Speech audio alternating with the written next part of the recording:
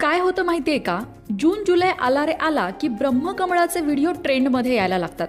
आता ब्रह्मकमळ हे अत्यंत पवित्र फूल आहे, मान्य. पण खरं ब्रह्मकमळ कोणतं हे मात्र कुणालाही माहीत नसतं. खरं ब्रह्मकमळ फक्त आणि फक्त हिमालयाच्या भागातच आढळतं. अहो, म्हणून तर उत्तराखंड राज्याचं हे ब्रह्मकमळ राज्य फूल आहे. मग आता महत्त्वाचा प्रश्न, आपल्याकडे ज्याला आपण ब्रह्मकमळ म्हणतो ते कशाचं फूल आहे? दिसायला तर ते कमळासारखंच दिसतं आणि ते पण फक्त रात्रीच फुलतं. मग काय भानगडे बाबा, याला नाही म्हणायचंय का ब्रह्मकमळ?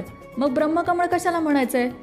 सगळे गैरसमज या एकाच व्हिडिओत दूर करणार आहोत, तेव्हा व्हिडिओ शेवटपर्यंत नक्की बघा. मंडळी, आधी बोलूया हिमालयात आढळणाऱ्या ब्रह्मकमळाबद्दल. हे जे ब्रह्मकमळ आहे त्या ब्रह्मकमळातूनच ब्रह्मदेव प्रकट झाले असं म्हटलं जातं. हे ब्रह्मकमळ केदारनाथ, बद्रीनाथ इथे महादेवांना वाहिलं जातं. या ब्रह्मकमळाला दिव्य मानलं जातं आणि हे ब्रह्मकमळ पूजेमध्ये वापरणं अत्यंत पुण्यदायी मानलं जातं. आणि सुरुवातीलाच म्हटलं तसं हे ब्रह्मकमळ जे तुम्हाला आत्ता चित्रामध्ये दिसतंय हे उत्तराखंड राज्याचं राज्य फूल आहे. हे तिथेच पाहायला मिळतं. महाराष्ट्रात किंवा दक्षिण भारतामध्ये हे फूल पाहायला मिळत नाही. असेलच कुठे तर अपवादाने म्हणू शकतो, पण हे फूल हिमालयीन भागातच येतं. या हिमालयात आढळणाऱ्या ब्रह्मकमळाचे आयुर्वेदात भरपूर उपयोग सांगितलेले आहेत. बऱ्याच आजारांवर हे उपयोगी आहे हे संशोधनातून सुद्धा सांगितलं गेलं आहे.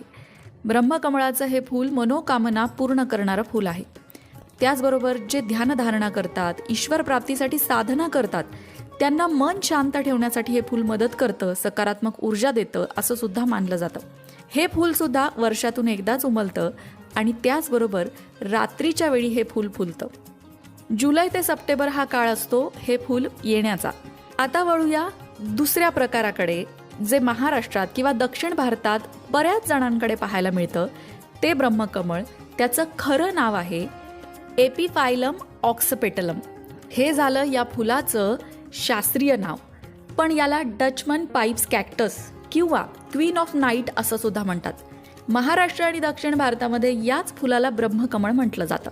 मूळ ब्रह्मकमळ जे हिमालयात आढळतं आणि महाराष्ट्रात किंवा दक्षिण भारतात ज्याला ब्रह्मकमळ म्हटलं जातं, या दोन्ही फुलांमध्ये काही साम्य आहेत. ते साम्य म्हणजे सगळ्यात पहिली गोष्ट, ही दोन्ही फुलं रात्रीच फुलतात.